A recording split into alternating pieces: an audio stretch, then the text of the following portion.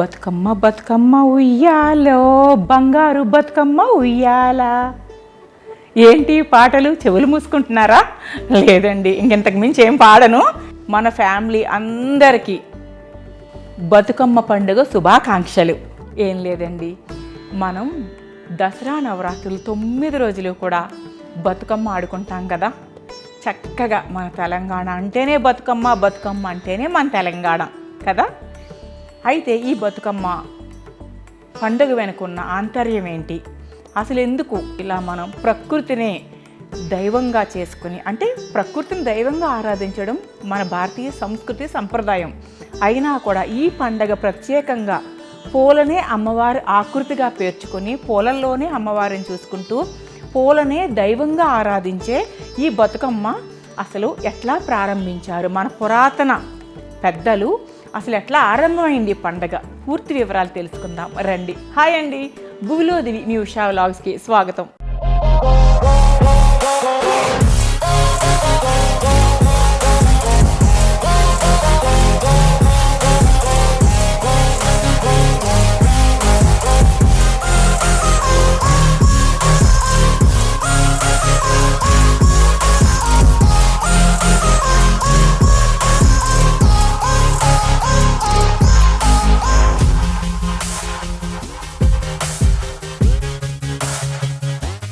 బతుకమ్మ పండుగ గురించి పూర్తి వివరాలు తెలుసుకునే ముందు నా శారీ గురించి కూడా మీకు వివరాలు తెలియచేయదలుచుకున్నానండి. మీనాకారి గద్వాల్ పట్టు చీర.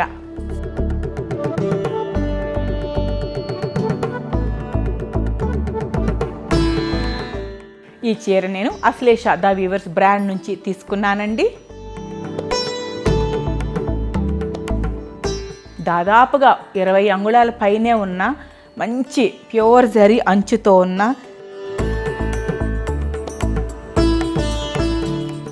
100 కౌంట్ ఉన్న 100 120 కౌంట్ అని చెప్పారు. గద్వాల్లోనే ఒక ప్రత్యేకమైన శారీ అండి, మీనాకారీతో వచ్చిన గద్వాల్ శారీ. ఈ శారీకి మ్యాచింగ్గా నేను నా దగ్గర ఉన్న మంచి బతుకమ్మ పండుగ అంటే మనం నగలు వేసుకొని చక్కగా ఆనంద ఉత్సాహాలతో ఆహ్లాదంగా మన మహిళలంతా ఒక చోట చేరి చూసారా, నేను కూడా ఎంత ఉత్సాహంగా మారిపోయానో.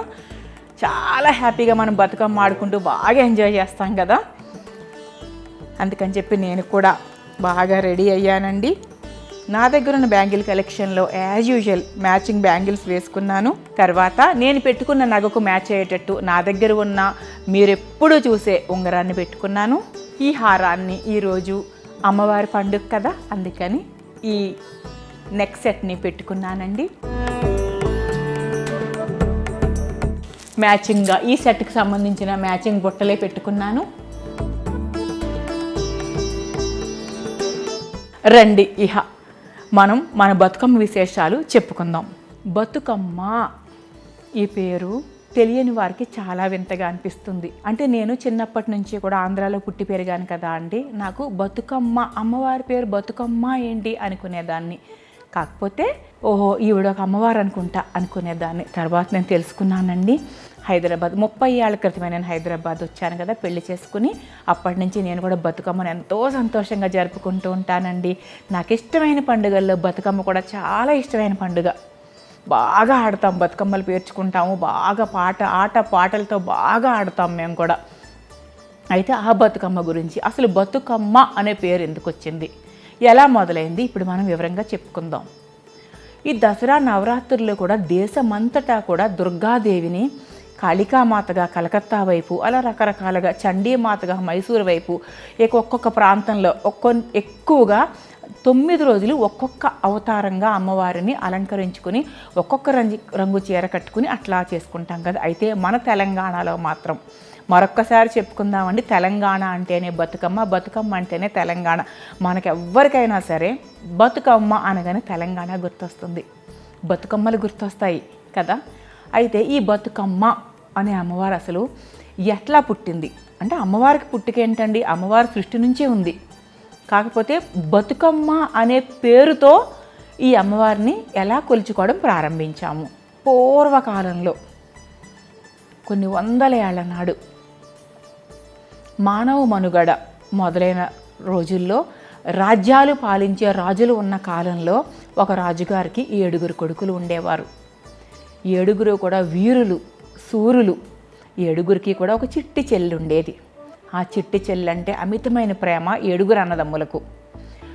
రాచదంపతులు అంటే 7 అన్నదమ్ములకు చిట్టి చెల్లికి తల్లిదండ్రులు ఉంటారు కదా. ఈ రాచదంపతులు 7 కొడుకులకి కూడా కుమారులకి పెళ్ళిళ్ళు చేశారు. తర్వాత వారు కాశీ ప్రయాణం అవుతూ ఆ రోజుల్లో బంధాలు, బాంధవ్యాలు, బాధ్యతలు తీరిపోగానే కాశీ వెళ్ళిపోయేవారు. తిరిగి వచ్చేవారు కూడా కాదు. నడిచి వెళ్ళటమే, ఏ విధమైన వాహన సదుపాయం ఉండేది కాదు. వెళ్ళిపోతూ 7 కొడుకులకి కూడా వారి చెల్లి అంటే అమితమైన ప్రేమ, గారాల పట్టి కాబట్టి అదే నమ్మకంతో 7 కొడుకులకి కూడా ఆ చిట్టి చెల్లిని వారి చేతుల్లో పెట్టి వారు సంతోషంగా కాశీ వెళ్ళిపోతారు, బయలుదేరి వెళ్ళిపోతారు. బాధ్యతలన్నీ కూడా 7 అన్నదమ్ములకి అప్పచెప్తారు. ఇక 7 అన్నదమ్ములు కూడా చిట్టి చెల్లిని అల్లారు ముద్దుగా అపురూపంగా చూసుకోవడం మొదలు పెడతారు. వారు చిన్నప్పటి నుంచి అలానే పెంచుకున్నారు.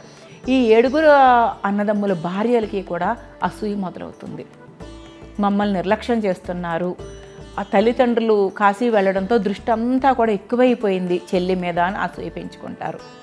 అసూయ పెంచుకొని ఒకరోజు 7 అన్నదమ్ములు కూడా వారి వారి పనుల మీద బయటికి వెళ్ళినప్పుడు ఈ 7 వదినలు ఏకమయ్యి ఆ అమ్మాయికి ఆహారంలో విషం కలుపుతారు.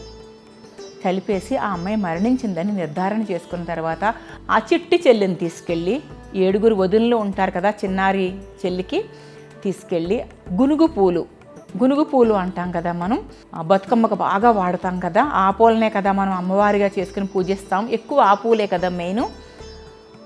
ఆ పూల తోటలో పాతి పెట్టేస్తారు ఈ చిట్టి చెల్లిని. మట్టి మామూలుగా కప్పేస్తారు. ఆ గునుగు పూలు సీజన్ అవడంతో విపరీతంగా విరగబూసి కన్నుల పంటగా ఉంటుంది. ఆ గునుగు పూలు చెట్లన్నీ కూడా అత్యద్భుతంగా ఉంటాయి విరగబూసిన పూలతో. సో దట్టమైన పూలతో ఉన్నాయి కదా, కనపడదని చెప్పి ఆ చెట్ల మొదట్లో పాతి పెట్టేస్తారు. 7 అన్నదమ్ములు ఇంటికి వస్తారు. వారి చిన్నారి చెల్లి కోసం ఎంతో వెతుక్కుంటారు. ఇక దేశమంతా కూడా వెతుక్కోవడం ప్రారంభిస్తారు. 7 దిక్కులా వెళ్తారు, వెతుక్కుంటారు, చెల్లి దొరకదు. మరణించిందని తెలియదు వారికి. అలసిపోయి 7 కూడా ఒక చోటకు చేరుకుంటారు. గునుగు పూల తోట చేరుకొని విశ్రాంతి తీసుకుంటూ విలపిస్తూ ఉంటారు. ఒక ఆత్మ ఆ పుష్పాల రూపంలో నుంచి, ఆ పుష్పాల నుంచి మాటలు వినిపిస్తాయి. గునుగు పూల పుష్పాల నుంచి, అన్నల్లారా విలపించకండి, నేను ఇక్కడే ఉన్నాను అని వృత్తాంతం అడిగి తెలుసుకుంటారు. వారు ఏడుస్తూ ఎక్కడమ్మా అని వెతుక్కుంటే చెట్లు ఊగుతాయి, పువ్వులు అందంగా ఊగుతూ ఉంటాయి, కానీ మాటే కానీ మనిషి కనపడదు. అప్పుడు చెప్తుంది, ఇలా చేశారు వదినలు, నన్ను ఇక్కడ పాతి పెట్టేశారు, ఈ గునుగు పూలలోనే ఉన్నాను అని చెప్పగానే వారు విలపిస్తూ ఉంటే విలపించకండి. అప్పుడు వారు బతుకమ్మ బతుకమ్మ అని పాటలు పాడతారు. చిన్నారి చెల్లి బతుకమ్మ బతుకమ్మ అని చెప్పి బతుకమ్మ బతుకమ్మ ఉయ్యాలో అని చెప్పి బంగారు బతుకమ్మ అని చెప్పి నా బంగారు చెల్లి, ఓ చెల్లి బతుకమ్మ అని విలపిస్తూ ఉంటారు. అప్పుడు ఆ చెల్లి చెప్తుంది, నేను శరీర ఆకృతి అంటే మానవ శరీర ఆకృతి ధరించి రావడం అసంభవం, కాకపోతే మీకు నా మీద ఉన్న వాత్సల్యానికి నేను ఏ లోకానికి చేరుకోను, ఈ గునుగు పూలలోనే శాశ్వతంగా ఉండిపోతాను, ఈ పుష్పాల రూపంలోనే శాశ్వతంగా ఉండిపోతాను నేను అని చెప్పి ప్రతి సంవత్సరం కూడా దసరా నవరాత్రులు ఏ రోజైతే దసరా నవరాత్రుల్లో అయితే నా వదినలు నన్ను ఇట్లాగా భూ సమాధి చేసేశారు. ఆ నవరాత్రుల్లోనూ ప్రతిరోజు కూడా ఈ గునుగు పువ్వులతో నన్ను ఎవరైతే పూజిస్తారో వారందరికీ నా అనుగ్రహం ఉంటుంది. వారు అట్లా చేసినంతకాలం ఎన్ని వందల వేల లక్షల సంవత్సరాలైనా సరే నేను ఈ లోకంలో మీకు దగ్గరగా ఈ పూలల్లో, ఈ పూల రూపంలో బ్రతికే ఉంటాను అంటుంది. ఆ అన్నలు 7 కూడా బతుకమ్మ చెల్లి బతుకమ్మ అంటూ విలపిస్తారు కదా, అందుకని చెప్పి ఆ అమ్మవారి రూపంలో అప్పటి నుంచి కూడా రాజ్యం అంతా కూడా ఆ 7 కూడా చాటింపు వేయిస్తారు. బతుకమ్మ అని ఆ గునుగు పూలతో పాటలు పాడుతూ గౌరీదేవిని మనం పూజించాలి, ఆ పూలని పూజించాలి. ఆ గౌరీదేవిని కూడా ఆ గునుగు పూల రూపంలోనే ఆకృతి తయారు చేసి ఆ పూలనే పూజించాలి అంటారు. ఆ చెల్లెలు బతుకమ్మ అనే రూపంలో శాశ్వతంగా ఆ పుష్పాలలో నిలిచిపోతుంది. అప్పటి నుంచే ఆ పుష్పాలనే అమ్మవారి ఆకృతిగా చేసుకుని ఆ పుష్పాల్లో పసుపు గౌరీదేవిని పెట్టుకొని ఆ పుష్పాల చుట్టూ బతుకమ్మ బతుకమ్మ అని పాట పాడుతూ ఆ పుష్పాల్లోనే నిలిచి ఉన్న ఆ బతుకమ్మని శాశ్వతంగా నిలిచి ఉంచేస్తాము అని ఆనాటి నుంచి ఈనాటి వరకు కూడా మన తెలంగాణ ప్రాంతం అంతా కూడా బతుకమ్మ బతుకమ్మ అంటూ ఆ చిట్టి చెల్లిని, చిన్నారి తల్లిని, గౌరీదేవిలో అంతర్ధానమైపోయిన ఆ తల్లిని, గునుగుపూల రూపంలో జీవించే ఉన్న ఆ చెల్లిని ఆరాధించడం సంప్రదాయంగా మారింది. ఇదండి బతుకమ్మ ఆంతర్యం. ఇప్పుడు మనం ఈ బతుకమ్మని ఏ రోజు ఏ నైవేద్యాలతో కొలుసుకుంటాము, అట్లాగే ఏ రోజు ఏ విధంగా పూజిస్తామో తెలుసుకుందాం. ఈ బతుకమ్మను 9 రోజులు చేసుకుంటారు. ఈ మొదటి రోజు ఎంగిలి బతుకమ్మ, అంటే ఎంగిలి చెయ్యని పుష్పాలతో బతుకమ్మను తయారు చేసి చక్కటి ధూపదీప నైవేద్యాలతో ఆటలు పాటలు ఆడిన తర్వాత నీళ్ళల్లో అమ్మవారిని విడిచిపెట్టి చక్కగా స్త్రీలంతా కూడా ఆ రోజు పూజను సంపూర్ణం చేసుకుంటారు. ఇక ద్వితీయం, రెండవ రోజు అటుకుల బతుకమ్మ.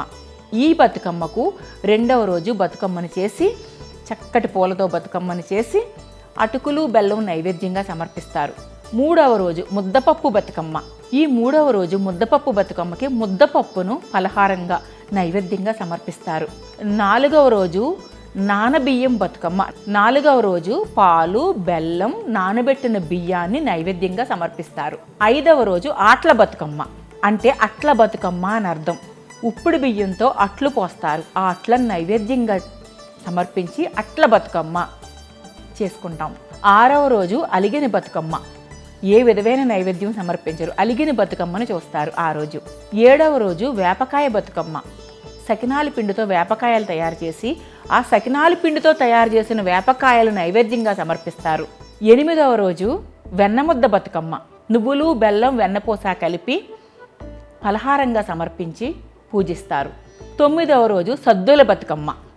అన్ని రకాల నైవేద్యాలు, పళ్ళు, పిండి వంటలు, సమస్తం తోచిన శక్తి కొలది తోచినంత నైవేద్యాన్ని, రకరకాల సమస్త నైవేద్యాలను సమర్పించుకొని ఎంతో ఘనంగా 9వ రోజైన ఈ రోజును చాలా అద్భుతంగా ఆరాధిస్తారు.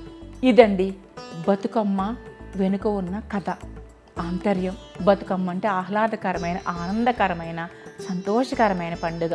మనం కూడా ప్రతి సంవత్సరం ఇలాగే బతుకమ్మలు చేసుకుంటూ మనం కూడా ఎంతో ఆనందంగా ఉందాం. అసూయ ద్వేషాలు లేకుండా బ్రతకాలి అని ఈ కథ నుంచి మనం నీతిని గ్రహించి మనం ఆనందంగా ఉంటూ మన చుట్టుపక్కల వారిని కూడా ఆనందంగా ఉంచుదాం. ఇదండి ఈరోజు వ్లాగ్ విశేషాలు. మరొక మంచి వ్లాగ్తో తొందరలోనే మీ ముందుకు వచ్చేస్తాను. అంతవరకు బాయ్ అండి.